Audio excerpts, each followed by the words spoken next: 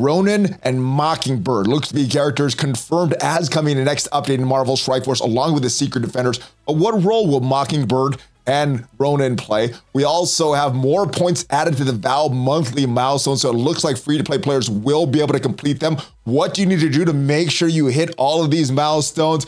And it is Monday. We're answering all of your questions from the mailbag, including questions about Gear 19. Is it actually in the game? We're going to talk about that and a lot more, Valley Club. And if you're ready for it, find that like button. Let's go smash it.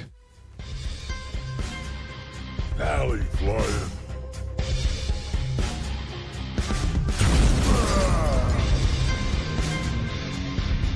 Hello, Valley Maniacs. Welcome back to the ValleyFlyin channel. I'm ValleyFlyin. Hope you're having a great day. In this video, we're talking all about the next update. Ronin confirmed, Mockingbird confirmed through Marvel.com as coming in this next update. We also have information about Gear 19 characters and a lot more. But before we get to all that, let's go take a look at the news from Twitter over the past weekend. And if you are following me on Twitter or looking at this YouTube channel, then you should have already seen this news.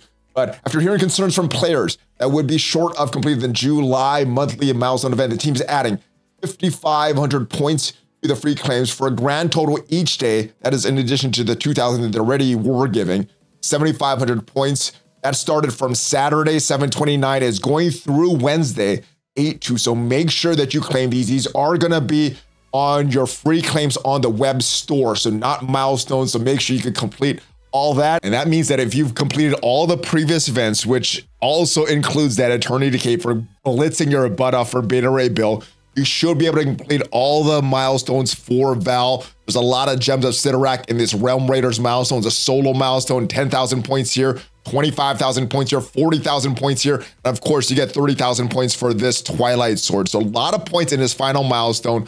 A lot of points for Realm Raiders, the Alliance, or the Stellar Standoff, the Alliance-wide milestone to complete as well. So that, in addition from what they've added to the web, should get you that completion for this, getting all this fully crafted gear. And that is a good thing. I think they just kind of forgot to calculate this correctly, but they've done that in the past, and they've given us the points to make sure that free-to-play players complete it.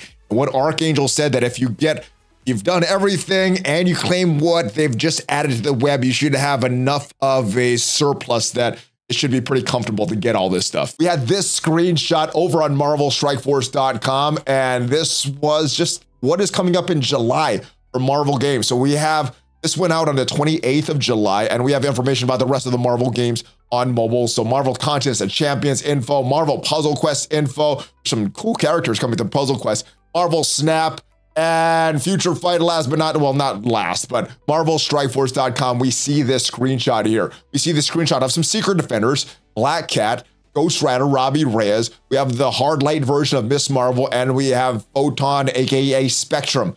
But we also see Ronin, who was teased in that silhouette screenshot. This character back here, Bobby. So we got Clint and Bobby coming to Marvel Strike Force. Not sure what they are what the role is gonna be. Let me know what you think. I know there was rumors of West Coast Avengers coming. Maybe they're gonna fill a skills section, maybe a tech section. That is what is needed in the race. Let me know what your thoughts on these characters are. But it is time for the mailbag. It is Monday mailbag, and I want to give a shout out to everybody that left a question for the mailbag. If you want to leave your question for a future episode of these Monday mailbags, make sure you are a member of the Discord. Make sure you go to this mailbag question channel, leave your question there. But the first question, are they going to increase the stars for each tune? I hope not. There's been some rumors of that. Now, the rumors have had a single source. There's been one content creator talking about this. I haven't heard anything in the Envoy chat. I haven't heard anything from devs. I haven't heard any rumors about this except for that one single source. So I don't think so. I mean, maybe at some point they will, but we have no indications. We have a lot of dev meetings, a lot of questions answered, and this was not even brought up. So I'm not sure, but I would say at this point it's unlikely, but that may change in the near future.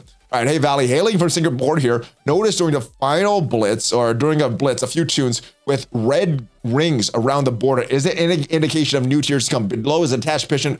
I see the border of Heimdall. So let's go take a look at this picture. Let's go zoom into this a little bit. So this is your blitz team here. This is your unlimited X-Men. And we see some Gear 18 characters and a Gear 17 characters and a Gear 18 character here in Gambit. Now, For some of you guys that have been playing the game for a while, you know how this blitz system works, how your opponents are chosen.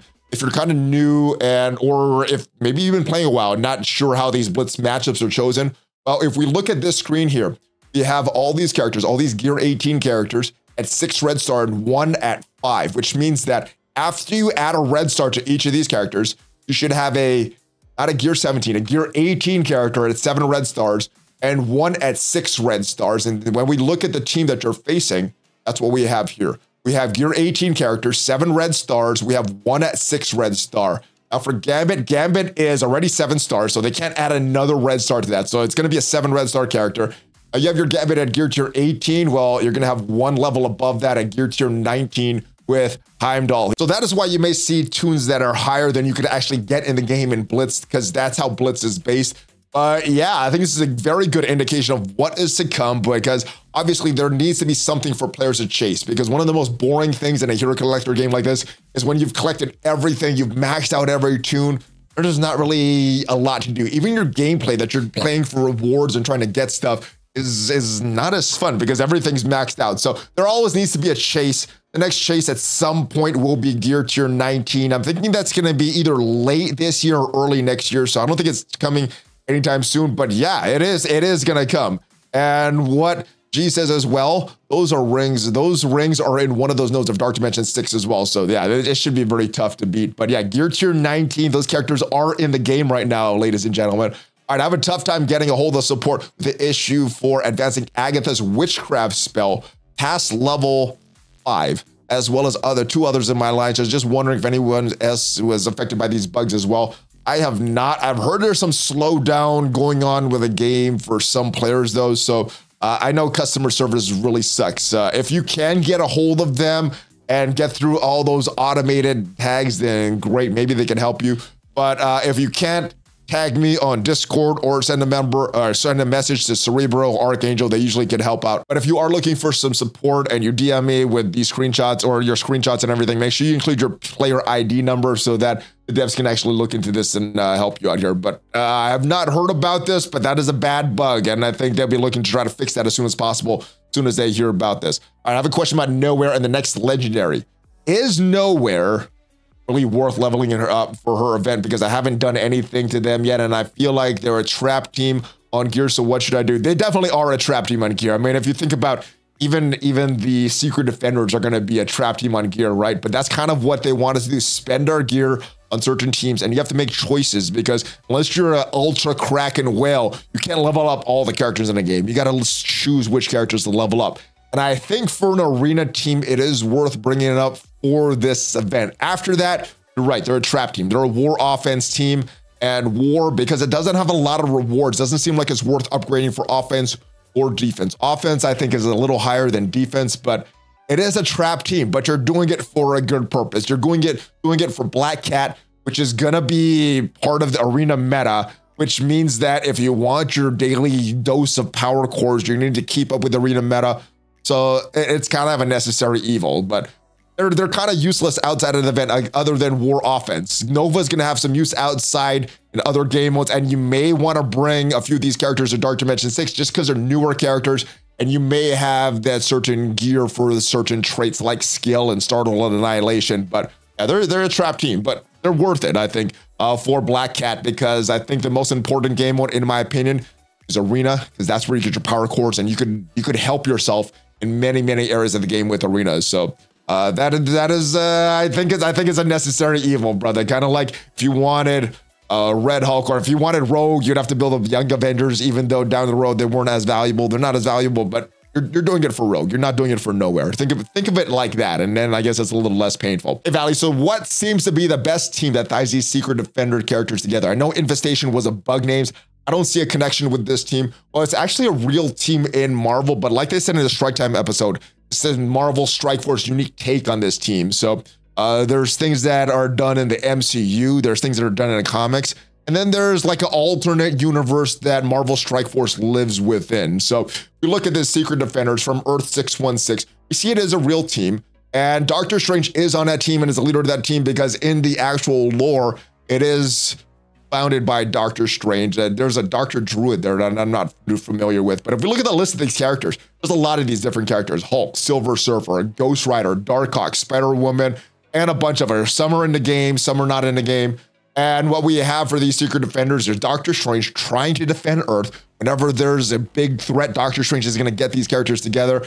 And in Marvel Strike Force, those characters are Photon and Black Cat and all those other characters that are going to have that secret defenders tag. So there's no real tie-in other than the unique take that Marvel Strike Force is doing, which was already done in the comics there.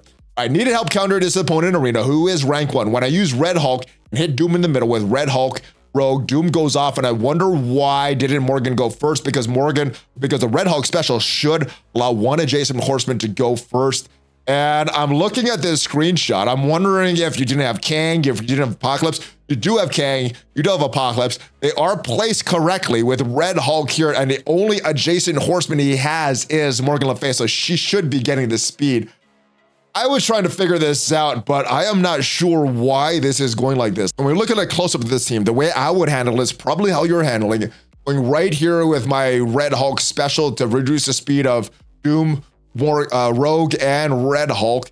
And then even if Dr. Doom goes into yellow, that extra speed from Red Hulk should have Morgan Le Fay still going in front of Dr. Doom. But I'm not sure what's happening, why that's happening. Now, I do see a fully built Big Boy Apocalypse.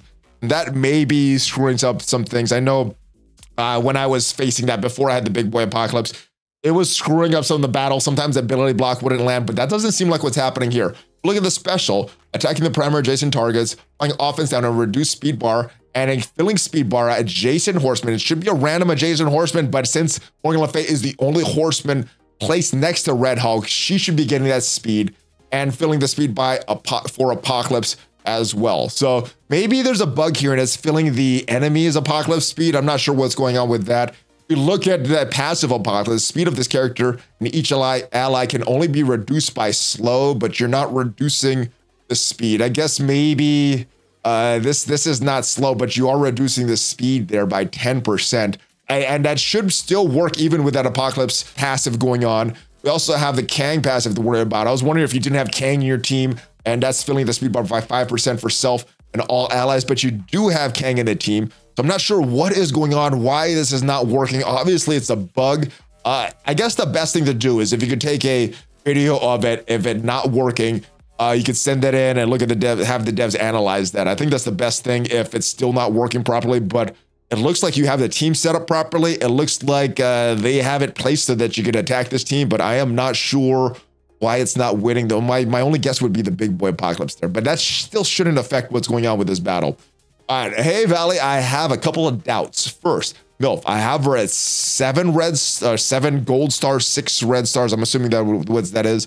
Is she still worth it to buy the 7th red star? So 7 red stars on these characters are very expensive. And unless you have an abundance of these dark promo credits, I probably wouldn't be building a lot of characters up to 7 red star. I'd rather have a wider roster than invested all in one character. But if you do have a lot of dark promo credits and you have like the necessary 5 stars on all the good characters, you could take some characters up to 6, some characters up to 7. Now, assuming you already have that 5th red star on Dormammu, that 5th red star on Quicksilver, and you have the 6 red stars on some of your other horsemen, and you have a lot of dark promo credits, then I would say, yeah, maybe it's worth it. But it's also worth looking at saving them because as we know, the 6th and 7th red star for Apocalypse has not been released yet. And I think that is a more valuable character to put your next more red stars on than Morgan Le Fay or Red Hulk and all that stuff there. So hopefully this helps you, but I would save it at this point. I'd rather get more red stars on meta characters like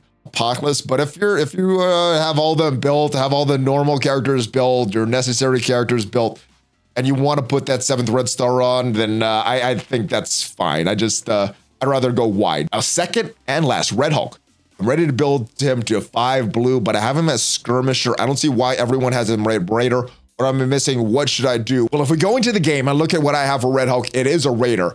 And the reason I have raider is because we're normally opening with special. It does damage to the primary and adjacent targets. So you're hitting more than one target. You're getting that additional crit chance. And then when you have this ultimate going off, you're attacking all the enemies You're more likely to land those vulnerables because you're hitting more targets there. You could land multiple vulnerables if you get those crits. You're also more likely to crit. So that's why I have the Raider on Red Hulk. If you guys are using something else, you think Skirmish is a little better or any other class on Red Hulk is a little better, let me know in the comments. But as of now, I do think that Raider is going to be the best class for him. And that is it, guys. Thank you guys for watching. Hope you guys enjoyed this video. If you did, click on that like button, click on that subscribe button. It doesn't cost you anything, and it does support the channel a lot. Appreciate you guys for watching all the way to the end, and everybody that left a question on the mailbag. And if you want to leave a question on the mailbag for a future episode, like I said, make sure you join Discord, go to the Mailbag Questions channel, and I will see you guys next time. Have a great rest of your day. It looks like there's an update coming this week, so there should be a lot of videos helping you out, giving you information on what to expect with all that stuff. Have a great rest of your day. Hulk fist bump, ValleyFlyin, out.